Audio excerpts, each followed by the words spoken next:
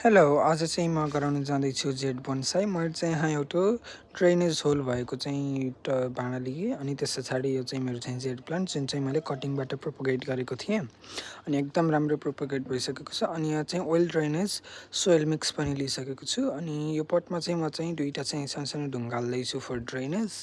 अनि म चाहिँ यो सोइल मिक्सले चाहिँ फिल गरिदिन्छु अनि यो जुन पनि यो बेबी रुट्सहरू छ त्यसलाई चाहिँ म कट गरिदिन्छु अनि यसरी माटो झार्छु सुरुमा चाहिँ अनि त्यस पछाडि चाहिँ बेबी रुट्सहरू चाहिँ म कट गरिदिन्छु किनकि अनि त्यस पछाडि चाहिँ नयाँ रुटहरू चाहिँ लाइक अरू पनि रुट्सहरू आउँछ अनि भाँडो अहिले चाहिँ सानो छ नि त अनि त्यही भएर अनि यो चाहिँ मैले चाहिँ काटिदिएँ अनि यो जुन यो सानो ब्रान्च आएको छ म यसलाई पनि कैँचीले चाहिँ काटिदिन्छु। सरी कैँचीले होइन, म चाहिँ हातैले काट्छु।